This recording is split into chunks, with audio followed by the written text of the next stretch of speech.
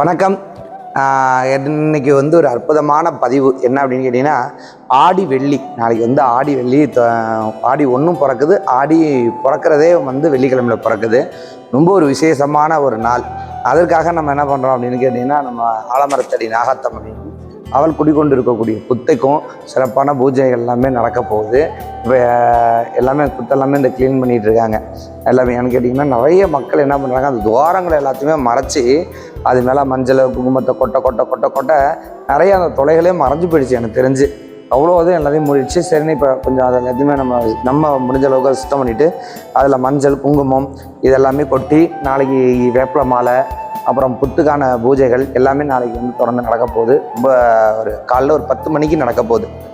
10:30 10லேருந்து 10:30க்குள்ளே பூஜை நடக்க போகுது. ரொம்ப பிரம்மாண்டமாகவும் பூஜை நடக்கும், பக்தியோடையும் நடக்கும். நிறைய பக்தர்கள் வந்து அம்மாட்ட வந்து வேண்டுதல் வைக்கிறீங்க. அத்தனை பேரோட வேண்டுதலும் நல்லபடியாக நடக்கணும். கல்யாணம் ஆகாதவங்க நிறைய பேர் வரீங்க. அப்புறம் வந்து எவ்வளோ வேண்டுதல்லாம் வைக்கிறீங்க, குழந்தை இல்லாதவங்க. இப்படி ஆயிரக்கணக்கான பக்தர்கள் வந்து அம்மாட்ட ஆயிரக்கணக்கான வேண்டுதல்கள்லாம் வச்சுருக்கீங்க. உங்களுடைய வேண்டுதல்கள் எல்லாமே பலிக்கணும், உங்களுடைய கஷ்டங்கள் தீரணும் அப்படின்னு சொல்லிட்டு நான் வந்து அம்மாட்ட வந்து பிரார்த்தனை பண்ணிக்கிறேன். அதுக்கப்புறம் வந்து பார்த்திங்கன்னா, ஒவ்வொரு விஷயங்களையுமே வந்து நான் இப்போ வந்து என்ன செய்ய போகிறேன் அப்படின்னு கேட்டிங்கன்னா, நம்ம கோயிலுக்கு வரக்கூடிய எல்லா பக்தர்களுக்கும் முடிந்த அளவுக்கு எவ்வளோ அளவுக்கு ஃபேவரட்டாக பண்ண முடியுமோ அத்தனை நம்ம பண்ணி கொடுத்துட்ருக்கோம். ஏன்னு கேட்டிங்கன்னா, ஃபஸ்ட்டு சாமி சாப்பாடு தான் முதல்ல அப்படின்னு சொன்னாங்க.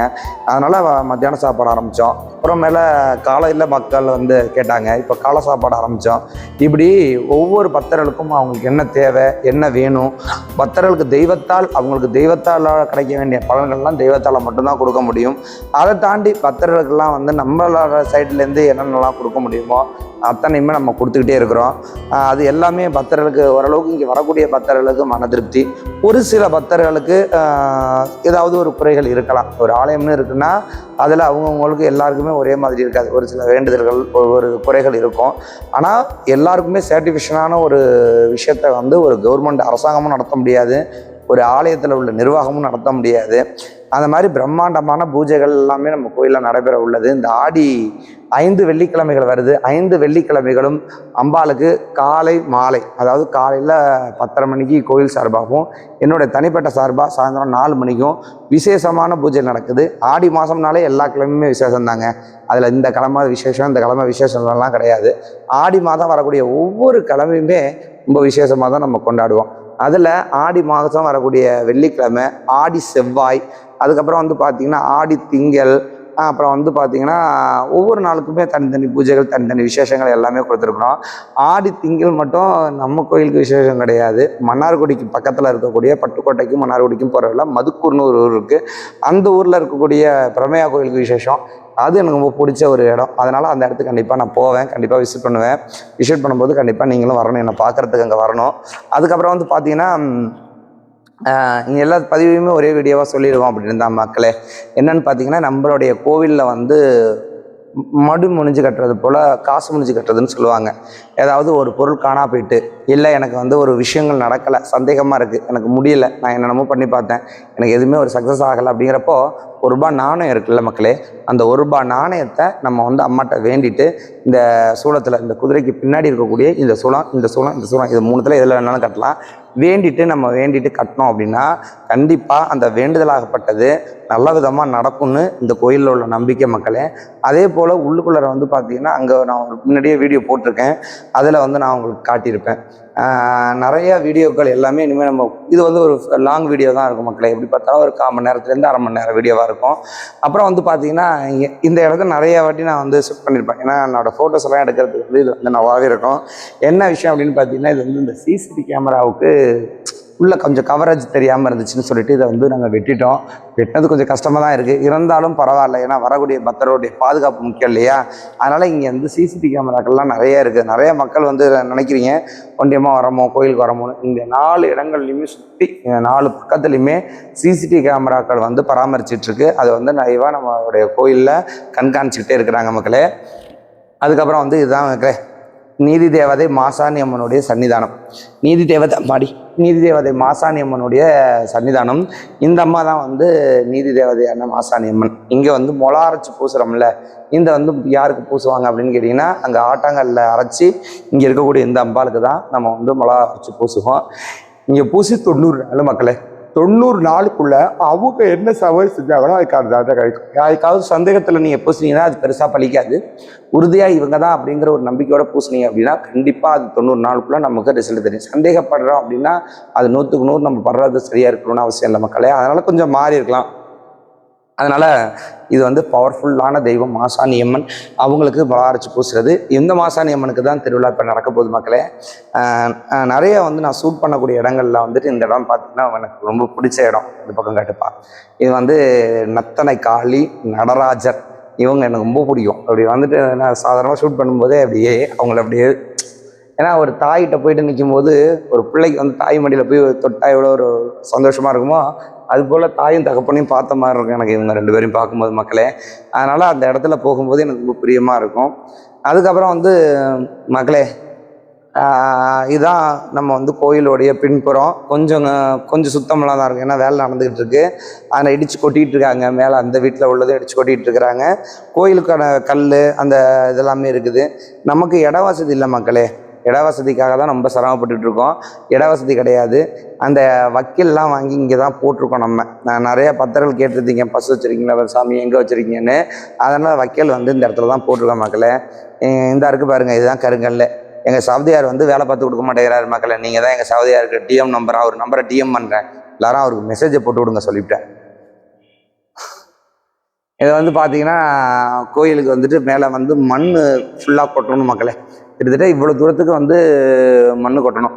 இவ்வளோ தூரம் மண் மேலே கொட்டணும். இவ்வளோ தூரம் நம்ம கொட்டியிருக்கோம். கிட்டத்தட்ட வந்துட்டு ஒரு 4 ராலிக்கு மேலேயே மண் கொட்டியிருக்கோம். கிட்டத்தட்ட ஒரு 80,000 ரூபாய்க்கு விட்டுக்கிட்ட மண் நம்ம கொட்டி பேக்கிங் பண்ணியிருக்கிறோம்.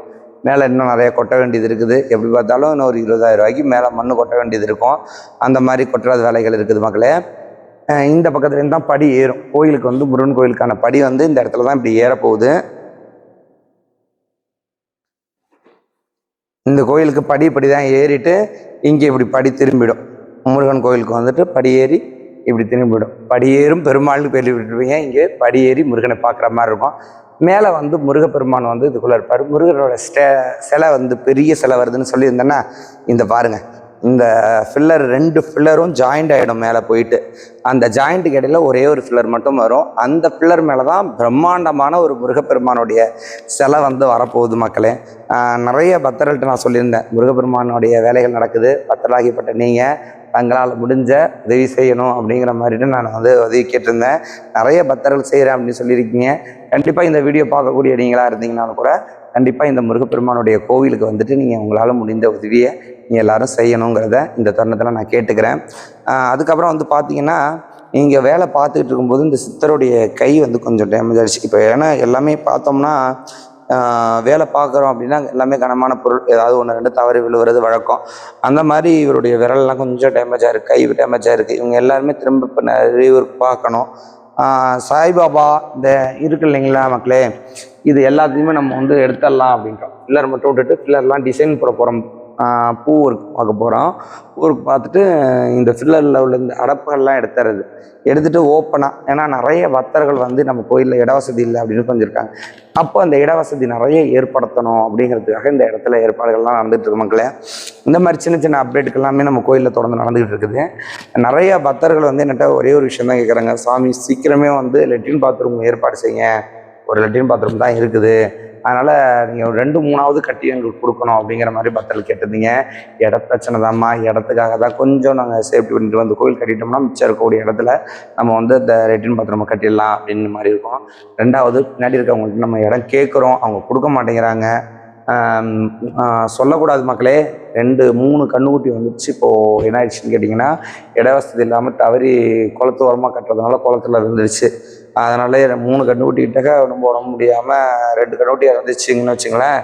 அதெல்லாம் வந்துட்டு எனக்கு இட வசதியெல்லாம் ரொம்ப கஷ்டமாக இருக்குது மக்களே. இந்த மாதிரி சின்ன சின்ன விஷயங்கள் எல்லாமே நம்ம கோயிலில் அப்டேட் ஆகிட்டே இருக்குது. அது மட்டும் இல்லாமல் நான் சொல்லக்கூடியது எல்லாருக்குமே, என்னுடைய பக்தர்கள் எல்லாருக்குமே நான் சொல்லக்கூடிய ஒரே ஒரு விஷயந்தான், ஊட்டியானிங்கிறது ஏதோ ஒரு பணம் புடுங்கிறதுக்கான ஒரு இடம் கிடையாது. காசு வந்து கோடி கோடியாக கொண்டாந்து கொட்டினவங்களும் இந்த கோயில் கிடையாது. லட்சக்கணக்கில் கொண்டாந்து இந்த சாமிகிட்ட கொண்டாந்து எனக்கு லட்சக்கணக்கில் கொடுத்தேன், நான் கோடி கணக்கில் கொடுத்தேன், என்னை வந்து சாமி வந்து அது செஞ்சு தரேன் இது செஞ்சு தரேன் சொல்லி என்னை ஏமாற்றிட்டாங்க அப்படிங்கிறதும் கிடையாது. நம்பிக்கையின் அடிப்படையில் நீங்கள் வந்தீங்க அப்படின்னா கண்டிப்பாக உங்களுடைய வேண்டுதல் பூர்த்தி அடையும். எந்த அளவுக்கு உண்மையான நம்பிக்கையோடு நீங்கள் வர்றீங்களோ, எந்த அளவுக்கு பயபக்தியோடு வர்றீங்களோ, அந்த அளவுக்கு வந்து மக்களே உங்களுக்கு வந்து உடனுக்குடனே இந்த தெய்வங்கள் வந்து செஞ்சு தரும். மனமாற வேணுது நம்பிக்கை மட்டும்தான். இந்த உலகத்தில் காசோ பணமோ பொருளோ அதெல்லாம் முடியாத காரியத்தை கூட நம்மளுடைய நம்பிக்கை வந்து செஞ்சு கொடுக்கும் மக்களே. ஆழமான நம்பிக்கை தான் இந்த உலகத்தில் மிகப்பெரிய ஒரு அற்புதங்களை செய்யும். முழுமையான தெய்வ நம்பிக்கையோட திருவூர் எனும் திருச்சேத்திரத்துக்கு வாங்க. கண்டிப்பாக நாகபராசக்தி அம்மனுடைய அருளும் 18ஆம் படி கருப்பணசாமியோடைய அருளும் கிடைக்கும். இன்னும் நம்மளுடைய சோசியல் மீடியாவில் கொஞ்சம் பரிணாம வளர்ச்சி அடைக்கலாம். நம்ம கோயில் பற்றினது மட்டும் இல்லாமல் அருகாமையில் இருக்கக்கூடிய அது மட்டும் இல்லாமல் இந்த கடைகள் இந்த மாதிரியான விஷயங்கள் எல்லாமே நம்ம வந்து எடுத்து பண்ணலாம் அப்படிங்கிற மாதிரியான ஏற்பாடுகள் எல்லாமே செஞ்சுருக்கேன். ஏன்னா நமக்கு வந்து ஒரு 10 ரூபா காசு வருமானம் வந்தால் மட்டும்தான் மக்களே நம்மளுடைய கோவிலில் இருக்கக்கூடிய ஆடு மாடுகளை பராமரிக்க முடியும். ஏன்னு கேட்குறீங்கன்னா, இங்கே இது வரைக்கும் வரக்கூடிய எல்லா பக்தர்களுமே நான் சொல்கிறது என்னன்னு கேட்டிங்கன்னா, நம்ம கோயிலுக்கு வந்திருக்கக்கூடிய எல்லார்ட்டையுமே நான் சொல்கிறது என்னென்னா, கூடுமான வரைக்கும் இங்கே வரக்கூடிய பக்தர்கள் அரிசியோ காய்கறியோ பருப்போ இந்த மாதிரியான பொருட்கள் எல்லாமே வாங்கி கொண்டாந்து கொடுத்துட்ருக்கீங்க. அதே மாதிரி பசுமாட்டுக்கு புண்ணாக்கு கடலை புண்ணாக்கு இந்த மாதிரியான தீவனங்கள் இந்த மாதிரியான பொருட்கள் உங்கள் கையில் கிடச்சதை நீங்கள் கொண்டாந்து கொடுக்கும்போது ரொம்ப வசதியாக இருக்கும். அனைவருக்கும் அம்மாவுடைய அருள் கிடைக்கட்டும். வாழ்க வளமுடன்.